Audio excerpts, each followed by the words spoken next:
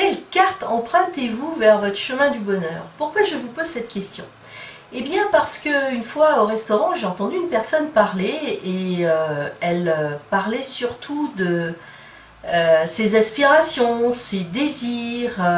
C'était assez amusant parce qu'elle disait tout le temps quand j'aurai ça, je ferai ceci. C'était tellement schématique que ça m'a fait rire. Pourquoi? Parce que beaucoup d'entre nous placent le bonheur dans un futur sous condition. Alors, on va parler de ça aujourd'hui. Le bonheur et la carte que vous empruntez. C'est parti! Beaucoup de personnes disent quand je serai à la retraite, je pourrai faire cela, quand j'aurai de l'argent, je pourrai faire cela, je serai heureux quand j'aurai réussi telle chose, etc. Alors, la liste est évidemment inépuisable des quand, alors, etc. Donc, avant de vous expliquer mon point de vue et comment vous pouvez justement utiliser le tarot pour mieux comprendre votre chemin vers le bonheur, j'aimerais vous donner une petite définition du bonheur. Alors, qu'est-ce que c'est que le bonheur? Est-ce qu'on peut le définir, le bonheur finalement, hein? C'est une grande et vaste question. Donc si on va sur Wikipédia, Wikipédia nous dit « Le bonheur est un état durable de plénitude et de satisfaction, état agréable et équilibré de l'esprit et du corps, d'où la souffrance, le stress, l'inquiétude et le trouble sont absents. » Alors moi je dirais que le bonheur c'est sans doute l'état le plus convoité du monde, bien au-delà évidemment de l'argent. Sauf qu'on se trompe de cible bien souvent et qu'on pense que l'argent est un chemin vers le bonheur, puisqu'on dit quand j'aurai de l'argent, je pourrai faire telle et telle chose. Mais en fait, il faut inverser les choses. C'est parce qu'on est dans un état de bonheur qu'on a de l'argent, et non parce qu'on a de l'argent qu'on peut se créer du bonheur. Vous voyez la nuance, elle est quand même, elle est subtile peut-être, mais elle est importante. Alors le tarot justement parle d'argent, de réussite, de pouvoir, et il parle aussi de bonheur, parce que le tarot est évidemment très concret. Donc le tarot met lui-même le bonheur au centre de sa quête, et il nous explique à chaque carte comment faire pour accéder au véritable bonheur sans se tromper justement. Donc chaque carte du tarot est une leçon pour comprendre petit à petit au cours de l'évolution, du fameux voyage de notre battleur, quel chemin il faut emprunter.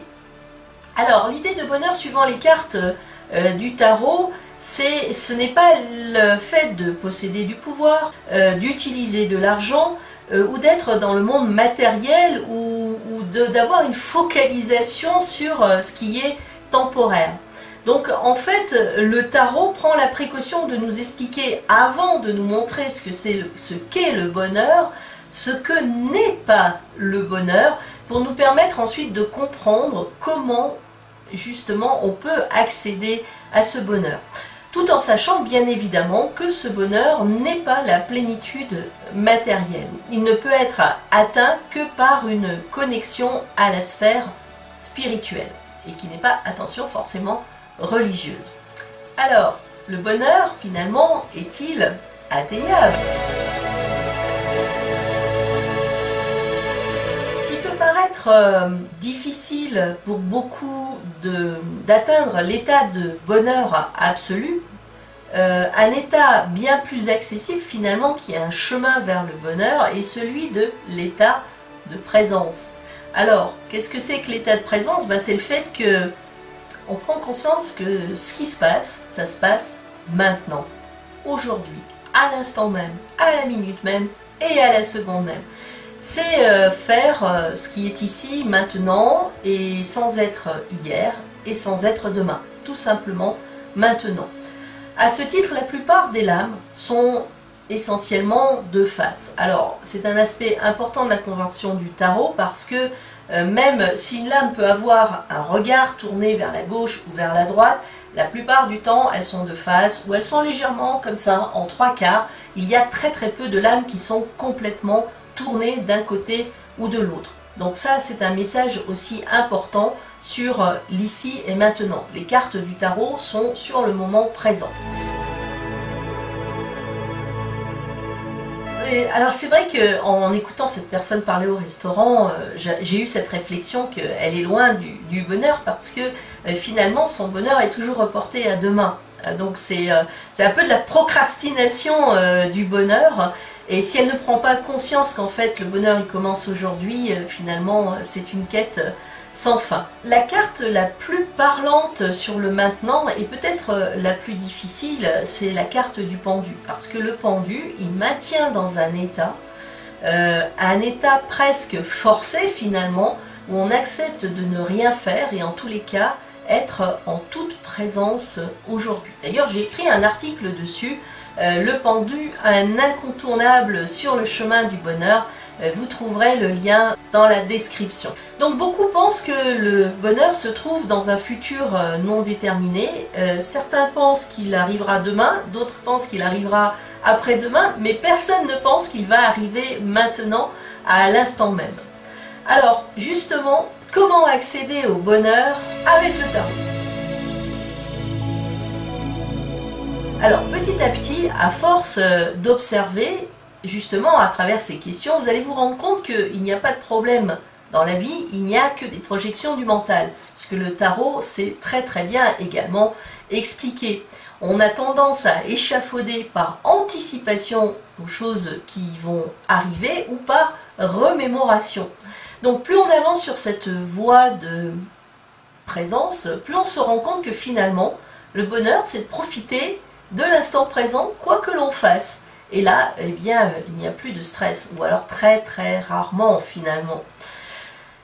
Cet état justement se retrouve par exemple dans la carte du soleil, qui est goûter de ce qui est, une carte qui est essentiellement de face, ou alors encore dans tempérance, où on est arrivé à obtenir un équilibre entre justement le passé et le futur, on est pile au milieu. Ou alors un état où finalement toutes les vibrations ramènent au présent.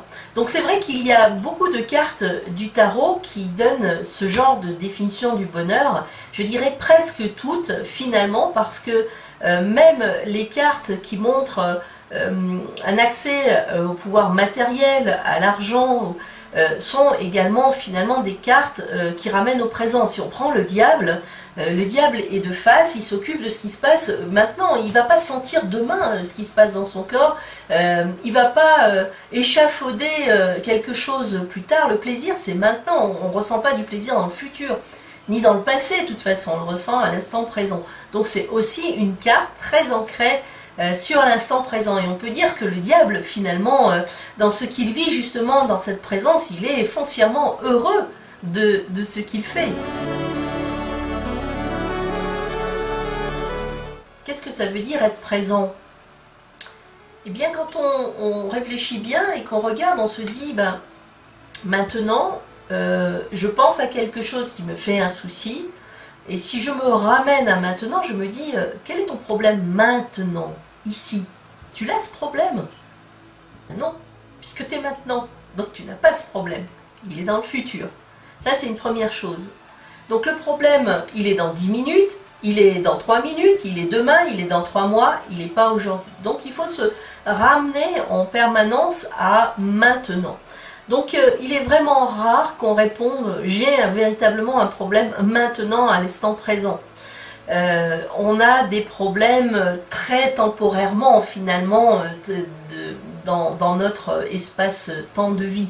La plupart du temps on va se dire ben, je mange, je lis, je vis, je travaille, je fais telle ou telle chose, mais je ne suis pas sur le problème qui occupe ma pensée, qui me préoccupe et qui m'empêche justement de profiter de l'instant présent. Et donc si on se pose cette question régulièrement, plusieurs fois par jour, on va se rendre compte que finalement dans l'instant présent, il n'y a pas de problème.